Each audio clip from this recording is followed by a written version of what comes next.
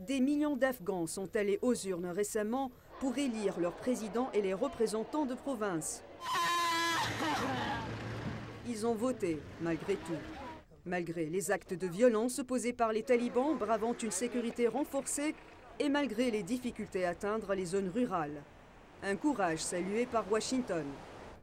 On savait que les talibans essaieraient de torpiller cette élection.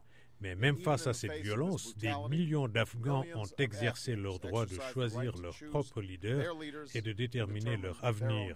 Et en suivant les élections, j'ai été frappé par leur courage face à l'intimidation et leur dignité face au désordre.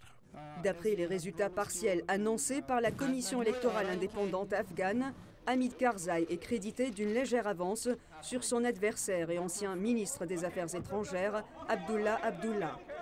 50% est le chiffre magique pour éviter un second tour prévu en octobre. Les Afghans doivent ainsi patienter jusqu'au 3 septembre avant de connaître les résultats complets. L'ONU estime que le scrutin s'est bien déroulé dans l'ensemble et note une participation significative des femmes. Mais d'autres observateurs internationaux ont enregistré des irrégularités et un faible taux de participation, surtout dans l'Est et le Sud, fief d'Hamid Karzai, largement en deçà des 70% du scrutin de 2004.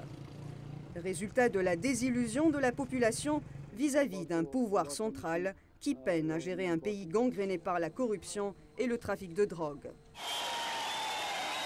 Ce qui ne semble pas déranger les principaux candidats, Hamid Karzai et Abdullah Abdullah revendiquent déjà la victoire. Mais ces élections afghanes sont aussi un test pour la nouvelle stratégie du président Obama en Afghanistan, visant à démanteler les talibans et Al-Qaïda. Elles interviennent également au moment où des sondages montrent qu'une majorité d'Américains se déclarent hostiles à la guerre. L'effectif militaire américain est porté à plus de 60 000 hommes en Afghanistan.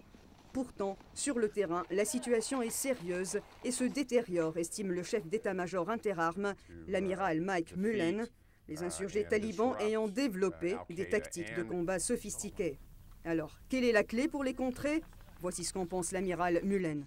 Il faut d'abord se concentrer sur la sécurité du peuple afghan et ensuite on pourra instaurer la bonne gouvernance, construire l'économie du pays et permettre aux Afghans de prendre en main leur destin.